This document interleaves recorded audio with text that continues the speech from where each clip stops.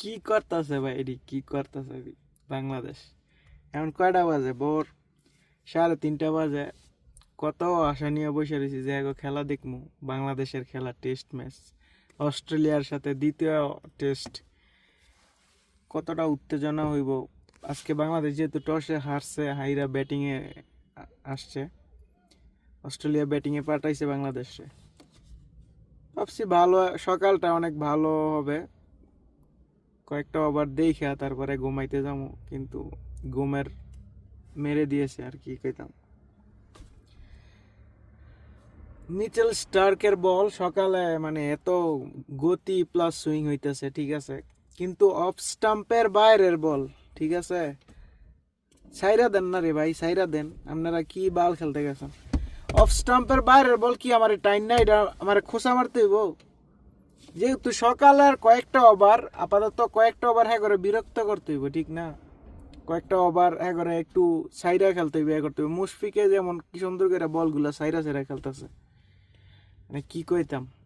Same Tanzid Hasan Tamim, of স্টাম্পের বাইরের বল, মানে কিছুটা ইয়র্কার লেন্থের ছিল, সাইরা দেয় নাই, মানে খোসা দিতে গেছে।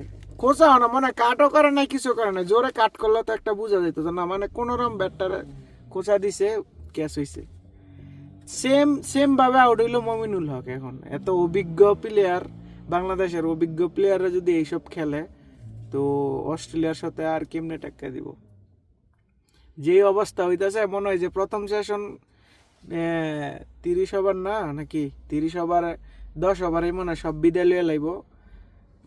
10 ওভার না মানে একদিনেই সব শেষ করে বাংলাদেশের গাড়টি চলে আয় পড়বো আর কি। মানে কি কইতাম, এত বাজে খেলতেছে। সকালের সেশনটা ভাবছিলাম আপাতত কাটাই দেওয়া যাইব, কোনো রকম খোঁচায় খোঁচায় যায়, 2টা উইকেট পড়ে গেছে, কিন্তু না ভাই, 2টার জায়গায় এখন 3টা হয়ে গেছে। আল্লাহ, 3টা কেমনে 4টা না হয়েছে, 4 উইকেট গেছে গা। মানে এক মিচেল স্টারকে 4টা নিছে, মানে হের বল মানে আনপ্লেয়েবল হইতেছে। যাই হোক, কি করার কিছু বলার নাই। এমন এই ভিডিও করতেছি, এই ভিডিওর মাঝখানে মনে আরো 2-1টা হয়তো গেছে গা, কইতারি না। সবাই একটু দৈরা মেরা রায় না করে, দোয়া মোয়া কইরা আপাতত মান সম্মান বাঁচায় রাখে। এক ম্যাচে যদি এত ভালো খেলার পরে দ্বিতীয় ম্যাচে এমনি হেগে দেয়, তাহলে তো মানুষে বাংলাদেশকে কিভাবে বড় টিম ভাববো? প্রথম টেস্টে ভালো খেলার পরে বাংলাদেশে সবাই গুরুত্ব দিতেছে, অস্ট্রেলিয়ার মতো দল তাদেরকে গুরুত্ব দিছে।